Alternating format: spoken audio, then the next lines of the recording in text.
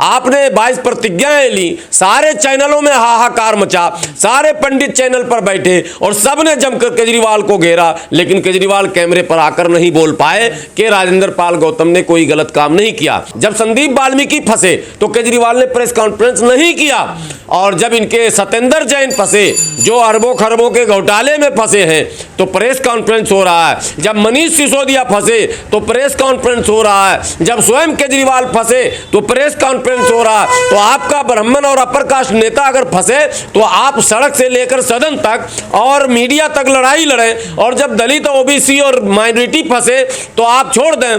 जब अमानतुल्लाह फंसा तो कोई प्रेस कॉन्फ्रेंस नहीं हुआ, और इसी तरह से राजेंद्र पाल गौतम के ऊपर कोई प्रेस कॉन्फ्रेंस नहीं हुआ। मैंने पहले भी कहा था, फिर आज कह रहा हूं, केजरीवाल ने जो कदम उठाया है वो उसके लिए पॉलिटिकल डेथ वारंट है, राजनीतिक हत्या हुआ है।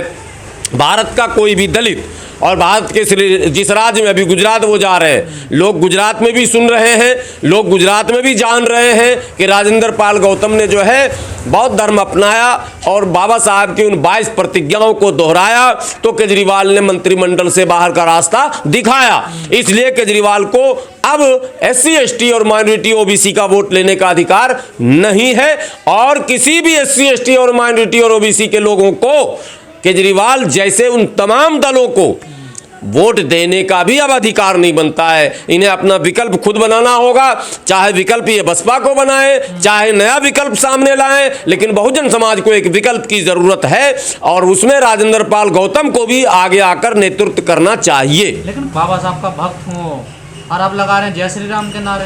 केजरीवाल क्या कहेंगे? हमारे प्रधानमंत्री मोदी जी बाबा साहब के भक्त हैं, हमारे अमित शाह जी भी बाबा साहब के भक्त हैं, तो इनका चेहरा सामने, हमारे योगी जी भी बाबा साहब के भक्त हैं। बाबा साहब के खिलाफ कोई बयान ये दे नहीं सकते, बाबा साहब के खिलाफ बोलने वालों को ये जेल भी भेज देंगे। लेकिन बाबा साहब ने जो बातें कही है, सिर्फ बाबा साहब चाहिए इनको, बाबा साहब की बात नहीं चाहिए।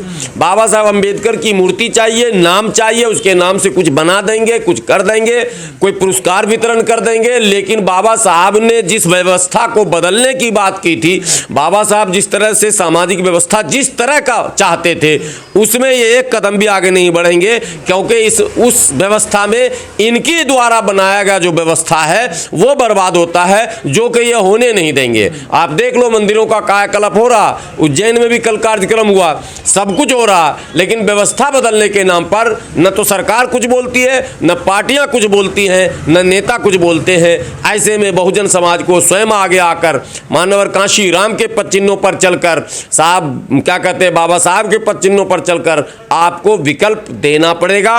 और सामाजिक बदलाव की भी जरूरत है, राजनीतिक बदलाव की भी जरूरत है। जब तक दोनों बदलाव नहीं होगा, इस युद्ध में, इस लड़ाई में आप कभी भी जीत नहीं पाएंगे। राजेंद्र पाल गौतम को तो पुलिस ने बुला लिया, लेकिन परवेश वर्मा कोई पहला नेता नहीं है। भाजपा के 50 नेता बयान इससे पहले दे चुके हैं, और कई और दलों के नेता दे चुके हैं।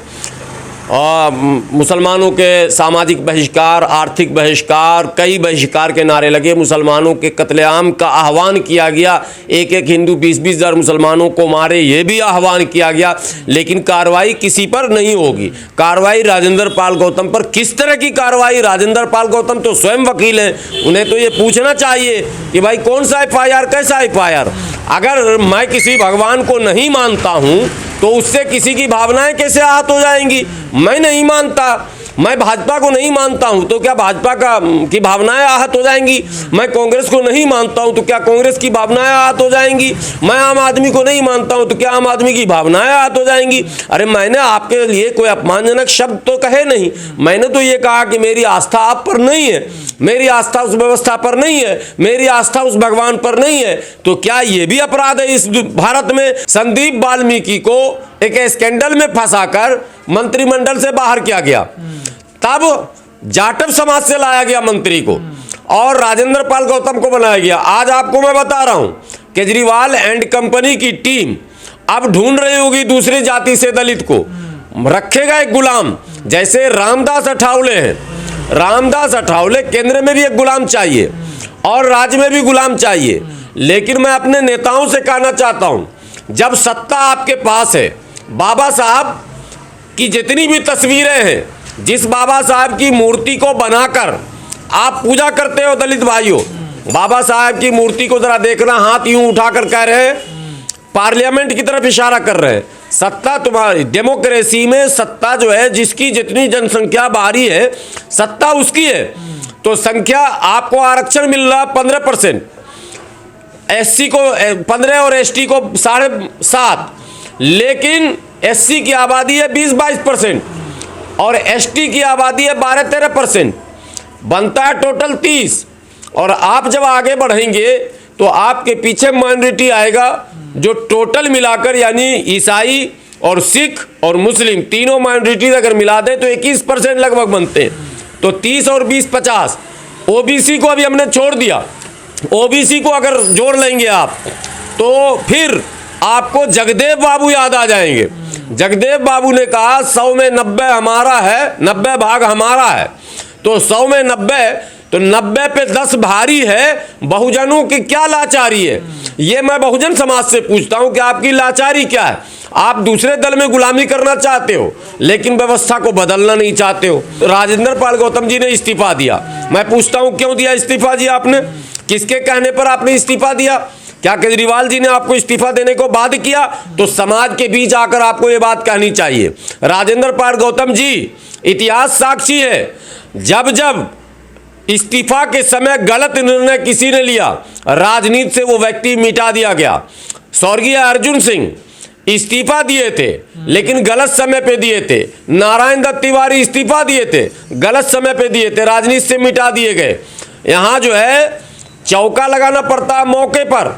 अगर मौके पर आपने चौका नहीं लगाया तो आपको आप बता दूं, उदित राज भी इस्तीफा दिए थे भाजपा से लेकिन कुछ न हुआ, राजनीति में हाशिए पर लगा दिए गए। लेकिन सही समय पर अगर वो इस्तीफा दे दिए होते, ज्वलंत मुद्दों पर इस्तीफा दे दिए होते, अगर एससी एसटी और ओबीसी और माइनॉरिटी के जुड़े किसी विशेष मुद्दे पर वो अगर सदन में इस्तीफा दे दिए होते तो शायद वो सबके हीरो हो गए होते। आपने इस्तीफा दिया है लेकिन आप केजरीवाल को बचा रहे हैं। आप कह रहे हैं कि मैंने स्वेच्छा से दिया। क्यों दिया आपने स्वेच्छा से?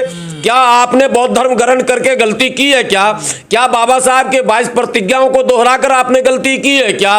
और अगर गलती नहीं की है तो फिर आप अड़े रहते, और अगर आपको बर्खास्त किया जाता तो केजरीवाल जैसे मनुवादी व्यवस्था के पोषक नेता से आप आंखें में आंखें मिलाकर बात करते। जब पूरा समाज आपके साथ खड़ा है, पूरे भारत का समाज आपके साथ खड़ा है, फिर आप ये जो दोराहे पर आकर खड़े हैं, ये कहीं से भी समाज के साथ इंसाफ नहीं है। समय हमेशा अनुकूल नहीं होता, समय बदलता रहता है, फिर कोई और लीडर मिल जाएगा, वो फिर चमचागिरी करेगा, फिर समाज को बहेलिया की तरह डाला डालकर फंसाएगा और आप हाशिए पर चले जाएंगे। इसलिए अभी ये समय है, आर पार की ये लड़ाई है। आपने बाबा साहेब की 22 प्रतिज्ञाओं को दोहराया है जो इतिहास के पन्नों में दर्ज है 1956 से आज तक। आप आंखों में आंखें डालकर भाजपा से भी पूछिए, कांग्रेस से भी पूछिए और आम आदमी पार्टी से भी पूछिए कि क्या बाबा साहब को तुम अपना आदर्श मानते हो या नहीं। और अगर आदर्श मानते हो तो फिर दलित नेताओं से बैर क्यों? दलित अगर बौद्ध धर्म अपनाता है तो फिर वो देशद्रोही और समाज द्रोही और पार्टी द्रोही कैसे हो जाता है?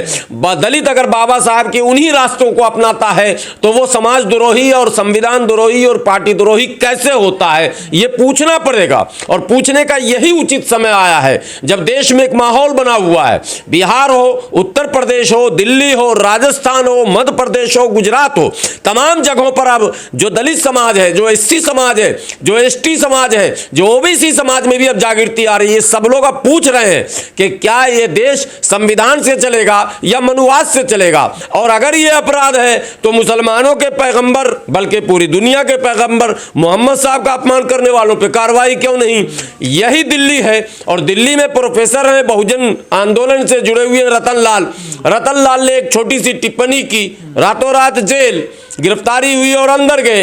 लेकिन बाकी लोग टिप्पणी कर रहे हैं और आजाद घूम रहे हैं, मंचों से बोल रहे हैं। अभी एक बाबा प्रवेश वर्मा के साथ थे जिन्होंने दोहराया कि मैं हाथ काट दूंगा, गर्दन काट दूंगा, यह कर दूंगा और वह कर दूंगा, और फांसी अगर नहीं पड़ी, अरे साहब अदालत है, अदालत देखेगी फांसी पड़ेगी कि उम्र कैद होगा कि क्या होगा।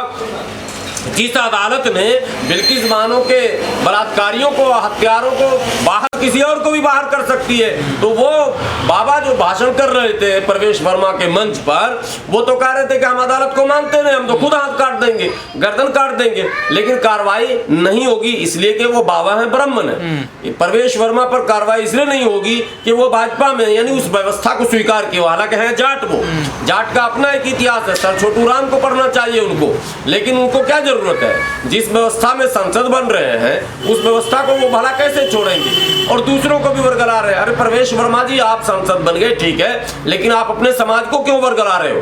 भारत में सबसे ज्यादा आपके समाज पर अत्याचार आपकी पार्टी ने कर रखी है, कि चाहे वो किसान आंदोलन के नाम पर हो, चाहे वो जाट आरक्षण के नाम पर हो, हरियाणा में कोई कोर कसर नहीं छोड़ा गया, बहु बेटियों को नहीं छोड़ा गया। आपको याद होगा मीडिया में यहाँ तक के अंडरगारमेंट्स तक दिखाए गए सड़कों पर पड़े हुए। ये स्थिति इस सरकार में जाटों की हुई थी और बेशर्म की तरह माननीय सांसद हमारे प्रवेश वर्मा जी जो है वो उसी व्यवस्था पर क्या कहते हैं वाहवाही कर रहे हैं और उसी व्यवस्था को जो है कह रहे हैं कि लागू होने दो और हाथ काट लो और पैर काट लो और बहिष्कार कर दो और ये कर दो और वो कर दो। तो ये संकट है। मैं इसी संकट के कारण आदरणीय पूर्व मंत्री राजेंद्र पाल गौतम जी से आपके चैनल के माध्यम से विनती करता हूं कि सरासर मोम हो या संग हो जा, दुरंगी छोर एक रंग हो जा, या तो आप बहुजन समाज के साथ चट्टानी ताकत के साथ खड़े हो जाओ। समय आपको आपकी प्रतीक्षा नहीं करेगा, आपको जितनी जल्दी हो फैसला लेना चाहिए और केजरीवाल चालीसा पढ़ना बंद कर दो, केजरीवाल का गुणगान गाना आप बंद कर दो, और नहीं तो फिर आप केजरीवाल से ये कहो कि वो मंच पे आए, मीडिया के सामने आए और उन तमाम साधु संतों कथित तौर पर और उन संगठनों, जिस संगठन ने राजेंद्र पाल गौतम के दरवाजे पर, उनके बोर्ड पर, उनके मकान के सामने जो उपद्रव मचाया, उन सबों के खिलाफ प्रेस कॉन्फ्रेंस करे और ये कहे कि राजेंद्र पाल गौतम ही नहीं, भारत का कोई भी व्यक्ति पूर्ण रूप से स्वतंत्र है। वो अपनी आस्था चाहे इधर प्रकट करे, चाहे उधर प्रकट करे, चाहे वो हिंदू धर्म में रहे, चाहे वो इस्लाम में रहे, चाहे बौद्धिज्म में रहे, चाहे सिखिज्म में रहे, चाहे जैनिज्म में रहे। भारत स्वतंत्र है, भारत का संविधान सबको स्वतंत्र करता है। वो अपनी आस्था के मुताबिक अपना धर्म, अपना रास्ता तय करेगा।